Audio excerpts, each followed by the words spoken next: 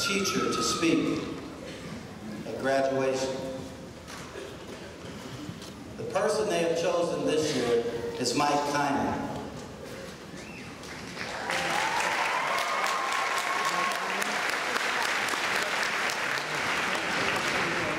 Mr. Kaiman has completed his third year of teaching at Timberland, having grown the AP U.S. History program from 10 students this year, the year he arrived, to over 60 this year, A graduate of the University of Missouri in 2000, with undergraduate degrees in English and History.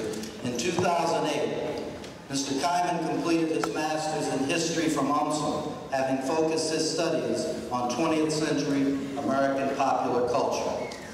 Outside of school, he is also a playwright, and if you've been to any MISHA events ranging from swimming to baseball to Quiz Bowl, you may have heard his voice, as he's been the voice of these events for the past 15 years. He would like to thank his mother and father, who are here today, for being such wonderful parents, and his wife, Laura, who also teaches French at Timberland, for being his best friend. Please welcome Mr. Mike Kaiman.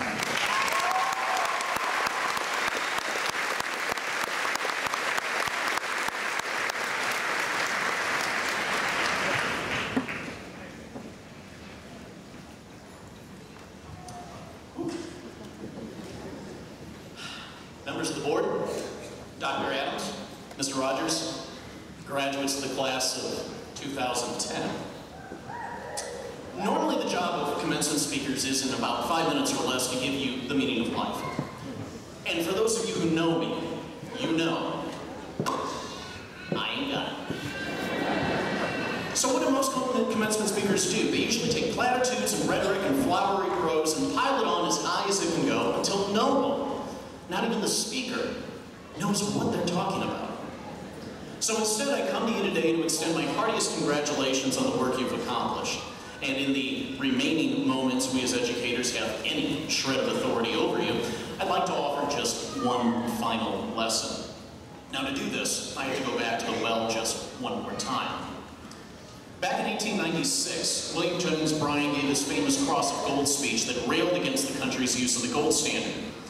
The way it worked was this. Back then, if you had $5, you could theoretically take that to Fort Knox and cash that in for $5 worth of gold. It was a great idea in principle, it just wasn't practical. Now, it wasn't until 1971 that President Richard Nixon finally took us off the gold standard, meaning that our currency would no longer be backed by anything. Not gold, not silver, not even Legos, nothing.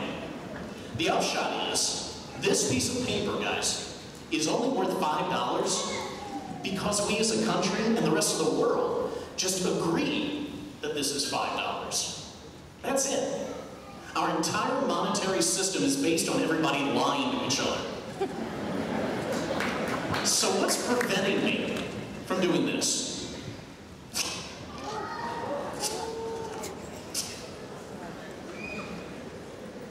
Okay, right? I didn't tear up a $5 bill. I tore up a meaningless piece of paper.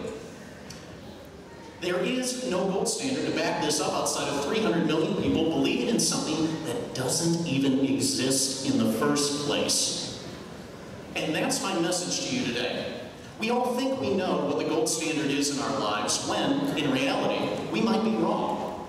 The mansion with the 6-car garage, the vacation home in Tuscany, the 1961 Ferrari 250 GT California edition, less than 300 were built. The hired stretch limo with a TV and a bar, that whole Lindsay Lohan lifestyle.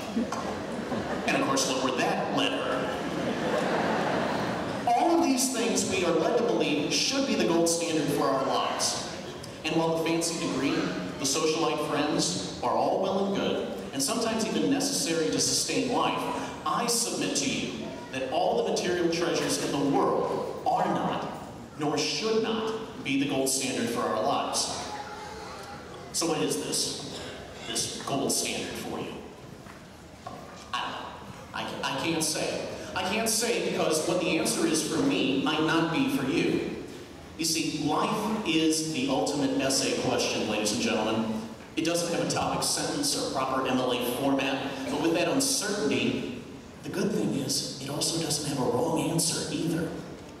And while I can't give you the answer, what I can offer are 4 quick reminders before you start off on your next journey that might help you find your gold standard. I'm sure these are all things you've heard before, but a little repetition and reminding can go a long way. So, first, follow your heart. Many teachers have preached on multiple choice tests to go with your gut instinct and don't talk yourself out of the right answer. Well, the same applies for life as well. If you've thought about it and it feels right, go for it. Odds are you won't lead a quiet life of desperation if you do. Second, slow down. So often we're in such a rush that we miss the best parts in life. So instead, enjoy, appreciate, and remember the little things around you. It may be Jay Kerniak's miracle and lucky game-winning shot at the Swafford game. Sarah Childress' inexplicable fear of cotton balls. Or remembering the day your freshman growth spurt made you taller than Mr. Oliva. It's these things that add up over time to make for a full and happy life. That great philosopher, Ferris Bueller, said it best.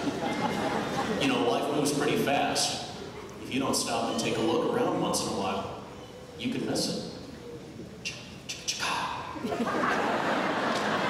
AP kids put me up for that one. Third, be open. Words like character, integrity, and honesty get bandied about freely today, but the hallmark of great people are those who live by the definitions of these words. With all the pillars I just mentioned, the element of giving yourself and others the consideration that they so richly deserve is the best and also the hardest thing you can do. And it doesn't always have to be life or death situations. From a personal perspective, when a certain unnamed Stuco member asked me to dance at a pep assembly this year, I told her, no, no, no. But then I thought about it, and I was open to the idea.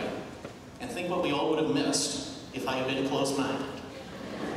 Consider alternatives. Challenge your own ideas. Be open. Finally, challenge yourself. Teddy Roosevelt once said, "Nothing in the world is worth doing unless it means great effort and difficulty. Set your mind to achieve a lofty goal, and then let nothing stop you from achieving it." Will there be hard times? Sure. Failures? Perhaps. But those moments are what truly define us as individuals. Embrace that. Make that part of your life. Because only if you've been in the deepest valley can you know how magnificent it is to be on the highest mountaintop. And if you make these the hallmarks of your life, follow your heart, slow down, be open, and challenge yourself, I promise you, you'll find your gold standard. And for me, what's my gold standard? It's right now.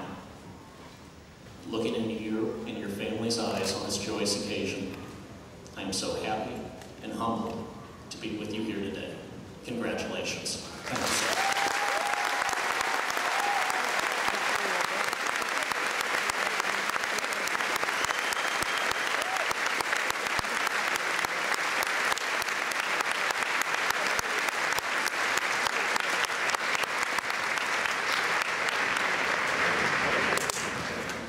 I'm always amazed how people can find folks that I know very well and bring them into the conversation.